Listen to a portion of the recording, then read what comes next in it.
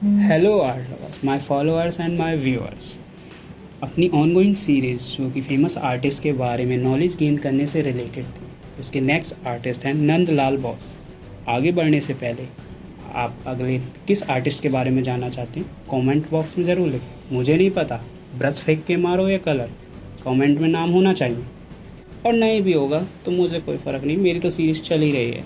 तो हम बात करते हैं नंदलाल बॉस के बाद। इनके जन्म को लेकर के थोड़ा सा कन्फ्यूज़न है, क्योंकि रीता प्रताप की जो बुक है उसमें इनका जन्म 3 सितंबर 1882 लिखा हुआ है।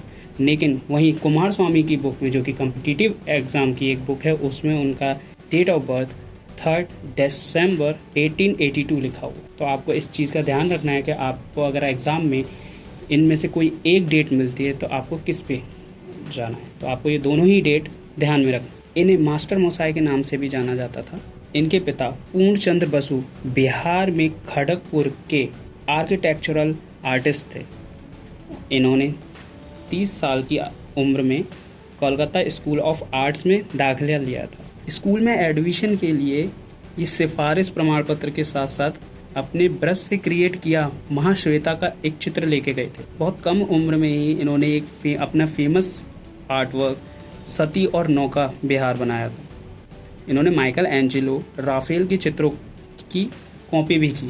1907 में श्री अवनींद्र नाथ ठाकुर से शिक्षा लेने के बाद कोलकाता में गुरु रविंद्रनाथ द्वारा स्टैब्लिश विचित्रा नामक कला शिल्प केंद्र और ओरिएंटल स्कूल ऑफ आर्ट का इन्हें प्रिंसिपल नियुक्त किया गया था। इन्होंने गीतांजलि के लिए भी चित्र बनाए। 1922 में Indian society of oriental art की नौकरी को छुड़वाकर गुरुदेव ने इन्हें विश्व भारती कला भवन का अध्यक्ष बनाकर शांति निकेतन के लिए भेज दिया और यहाँ कला भवन के अध्यक्ष के रूप में इन्हें नियुक्ति मिली। कला भवन में रहकर इन्होंने आसपास के गांवों के चित्र बनाए, जिसमें संथाल स्त्री पुरुष एवं कन्याएं फेमस और मेन भी। 1919 में संथाल गर्ल नामक आर्ट वर्क इनका फेमस आर्ट वर्क है। नंदलाल बॉस ने टेम्परा, वॉश, जल रंग, पेंसिल, स्याही, रंगीन पेन, लिनो का ड्राई पॉइंट, माउंट बोर्ड पर टेम्परा एक्सेट्रा अलग अलग टेक्निक से लगभग 10,000 से अधिक चित्रों का निर्माण किया था। इनके आर्ट वर्क को देखते हुए स्टेला कैमरेस ने यहाँ तक कह दिया था कि मास्टर मोसाई के रेखा चित्र, ऑटोग्राफ चित्र और कार्ड चित्र आधुनिक भारतीय चित्रकला के बहुमूल्य रत्न। इनके प्रमुख चित्रों की अगर हम बात करें तो 1907 में बना सती, 1908 में बना इंडियन सोसाइटी ऑफ आर्ट की प्रथम प्रदर्शनी में बनाए 2 चित्र, चिता पर पड़ती हुई सती और सती का देह त्याग, प्रदर्शित किए। इसी वर्ष उत्तरी और दक्षिणी भारत का भ्रमण किया और कर्ण का सूर्य पूजन नामक चित्र बनाया।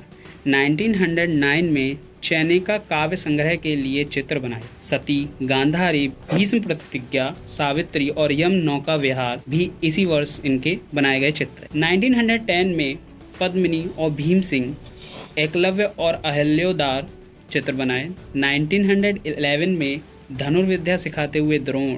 1912 में पार्थ सारथी, जो कि कागज पर वॉश और जल रंग द्वारा बना गया है और ये भारतीय संग्रहालय कोलकाता में सुरक्षित है। 1913 में उमा की जल समाधि, शिव का विस्पान। 1910 से 1914 के बीच डॉक्टर आनंद कुमार स्वामी और भगिनी निवेदिता के संयुक्त लेखत्व में myths and legends of the Hindus and Buddhist के लिए चित्र बनाए थे। 1916 में मीराबाई, बेताल, पंचविंशति। 1917 में रविंद्रनाथ ठाकुर के काव्य संग्रह गीत वितान के लिए चित्रांकन किया।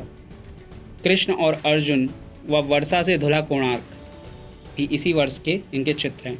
1923 में तूफानी रात, 1924 में पे पासे, 1925 में कुरुक्षेत्र, 1926 में उत्तरा, जमुना और गंगा, गुरु अवनींद्रनाथ आदि बनाए। 1929 में शांति निकेतन के क्षितिज चित्र का निर्माण किया। बनारस का एक दृश्य जो कि पोस्ट कार्ड पर स्याही व पेन से बना था, वो भी इसी वर्ष ही बना। 1930 में शतरंज खेलते कौरव पांडव व डांडी कूच बनाया, जो कि लीनो का टेक्निक में बना था और ये राष्ट्रीय आधुनिक कला संग्रहालय नई दिल्ली में सुरक्षित है। 1931 में सहस पद पुस्तक के लिए चित्र बनाए। ग्रीष्म, संध्या, बसंत, पतझड़ और रात्रि की रचना के। 1932 में काली नृत्य, महिषासुर मर्दिनी और दुर्गा आदि चित्र बनाए। 1936, 1948, 1979 और 1951 में ऐसे अनेक चित्र बनाए इन्होंने। 1938 में प्रकृति दृश्य में आदमी, गुरुदेव और नृत्य की, चीड़ का जंगल, अजय के समीपस्थ वन विहार जो कि ड्राई पॉइंट टेक्निक में बना था। 1941 में सरस्वती जो कि कागज पर टेम्परा मीडियम में बनाया गया चित्र है। 1943 में महिषासुर मर्दिनी जो कि ink drawing on paper technique में बनाया गया है और राष्ट्रीय आधुनिक कला संग्रहालय नई दिल्ली में सुरक्षित है। मायावती आश्रय, ये जल रंग में बना हुआ इसी वर्ष का ही चित्र है। 1943 में बाराकर नदी, हजारीबाग मार्ग जो कि जल रंग में बनाया गया चित्र है। 1944 में नुकदुम कुंड, ये भी जल रंग में बनाया गया इनका चित्र है। राम किंकर का शिल्प, ये भी जल रंग में बनाया गया है। 1946 में पुष्प लिए हुए महिला, सिल्क पर टेम्परा मीडियम में बनाया गया उनका चित्र है। 1947 में पिछड़ा पानी जो कि जल रंग मीडियम में है। संध्या काल कागज पर टेम्परा मीडियम में है। लकड़बग्गा ब्रश एंड इंक से बनाया हुआ इनका आर्ट वर्क है। 1948 में राजी में लाल बंद जल रंग मीडियम में। नदी के किनारे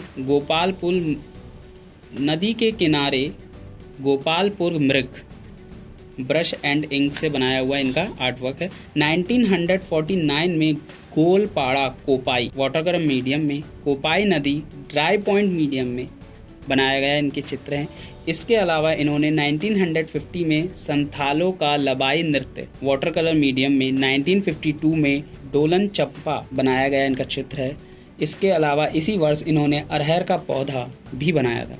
1954 में देवदासी कागज पर कोलाज मीडियम, एक बछड़ा, लाल इमली, सिद्ध पुरुष जो कि पेन मीडियम में बना है। 1955 में बकरियां water colour medium, Chandalika silk पर ब्रश से रेखांकन किया हुआ इनका आर्ट वर्क। उन्होंने असहयोग आंदोलन और उसके बाद 1930 में नमक आंदोलन में भाग लिया। इसी वर्ष का उनके द्वारा चित्रित चित्र डांडी कूच उनके श्रेष्ठ चित्रों में गिना जाता है। राष्ट्रपिता महात्मा गांधी के आग्रह पर चित्र साधना घर के लिए मत करो के आह्वान पर बासु ने अनेक चित्रों का निर्माण किया था।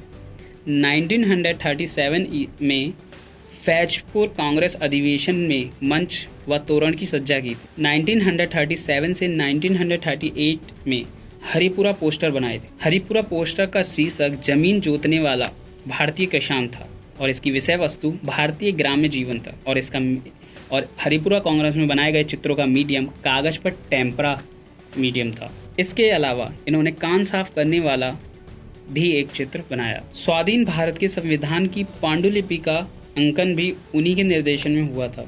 नंदलाल बोस द्वारा निर्मित वॉल पेंटिंग्स कला भवन, शांति निकेतन तथा बड़ौदा के एक कीर्ति मंदिर में देखने को मिलते हैं। इसके अलावा इनकी वॉल पेंटिंग्स विज्ञान मंदिर कोलकाता में भी देखने को मिलती है। उमा का दुख व उमा प्रायश्चिते, वीणा वादनी और वर्षा आत्मा चित्र बनाए। 1928 में शांति निकेतन में हल कृष्ण उत्सव की स्मृति में इटालियन भित्तिलेप चित्र दूल्हे की सवारी एक विशाल वॉल पेंटिंग थी।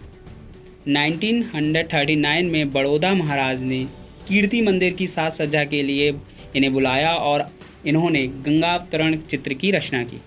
1942 में शांति निकेतन में चीनी भवन की दीवार को सजाने के लिए जलता देवदार और नटी की पूजा वॉल पेंटिंग की रचना की। कला लेखन में भी बसु ने सक्रिय योगदान दिया। शिल्प कला रूपावली एवं शिल्प कथा और शिल्प चर्चा उनकी मुख्य रचनाएं। 1944 में शिल्प कथा ग्रंथ में आपने 10 कला लेखों का समायोजन किया। 3 प्रकार के चित्र, अनुकारक, व्यंजक और छांदसिक। का उल्लेख किया। डॉक्टर आनंद कुमार स्वामी के साथ myths and legends of Hindus and Buddhist ग्रंथ लिखा और उनकी सज्जा की। 1940 में विश्व भारती त्रैमासिक में सजावटी कला नाम से लेख प्रकाशित किया। 1943 में मायावती अद्वैत आश्रम के स्वामी पवित्रानंद के साथ हुए वार्तालाप के आधार पर लिखा हुआ उनका लेख कला एक साधना प्रबुद्ध भारत में प्रकाशित हुआ। 1948 में देश में शिल्प गुरु अवनींद्र नाथ ठाकुर लेख प्रकाशित हुआ। 1950 में बनारस हिंदू विश्वविद्यालय ने उन्हें डी.लिट की उपाधि से विभूषित किया था। 1952 में विश्व भारती ने शैक्षिक जगत के सर्वोच्च सम्मान देशिकोत्तरम से उन्हें विभूषित किया। 1953 में शांति निकेतन आश्रमिक संघ ने उनके सम्मान में अर्धदान उत्सव का आयोजन किया था। 1954 में भारत सरकार ने आचार्य को उनकी कला संबंधी रेखाओं एवं कला संबंधी सेवाओं और उपलब्धियों के लिए पद्म विभूषण से सम्मानित किया था। 1956 में ललित कला अकादमी नई दिल्ली के सदस्य के रूप में चुने गए थे। 1957 में कोलकाता विश्वविद्यालय ने बसु को डी.लिट की उपाधि से सम्मानित किया। 1958 में ललित कला अकादमी कोलकाता ने उन्हें रजत जयंती पदक प्रदान किया था। 1963 में रविंद्र भारती विश्वविद्यालय ने उन्हें डी.लिट की उपाधि प्रदान की थी और 1965 में ही एशियाटिक सोसाइटी कोलकाता ने उन्हें रविंद्र शताब्दी पदक प्रदान किया था। ओरिएंटल सोसाइटी ऑफ आर्ट्स द्वारा सती चित्र के लिए 500 रुपये का पुरस्कार भी इन्हें मिला था। ये पहले भारतीय चित्रकार थे जिनकी कलाकृतियों पर सर्वप्रथम रंगीन वृत्त चित्र, जिसे डॉक्यूमेंट्री भी कहते हैं, तैयार किया था। रविन्द्रनाथ टैगोर की पुस्तक सहज पाठ का चित्र या फिर कहें इलस्ट्रेशन नंदलाल बोस ने ही बनाया था और पद्म विभूषण से सम्मानित होने वाले फर्स्ट आर्टिस्ट नंदलाल बोस ही थे। 15 फीट लंबा चित्र जो बॉस ने सिर्फ 1 घंटे में बना दिया था, उसका नाम था पांडवों का हिमालय आरोहण। इसके अलावा रविन्द्रनाथ की छायानिका पुस्तक का अलंकरण भी बॉस ने ही किया था। भारतीय संविधान की मूल पांडुलिपि में बोस ने कुल 22 चित्र बनाए थे। इसके अलावा नंदलाल बोस ने राजा रवि वर्मा और राफेल के आर्टवर्क की भी कॉपी की थी। इनके फेमस आर्टवर्क जो कि इन नामों से भी जाने जाते हैं वो है grief of Uma 1921, Radha Virah tempera medium, पीड़ा prayer, mother feeding her child tempera medium, Karna worshipping the sun, Gandhari war of Bhishma, Savitri and Yama, Annapurna, Sati, Drona giving lessons in archery, Uma's penance under water, Shiva का विषपान, हेड ऑफ शिवा आदि थे। और अगर आपको ये वीडियो नॉलेज से भरी हुई लगी हो तो चैनल को सब्सक्राइब करना ना भूलें। कमेंट में ज़रूर बताएं कि आप अगले किस आर्टिस्ट के बारे में जानना चाहते हैं। तब तक के लिए बाय बाय।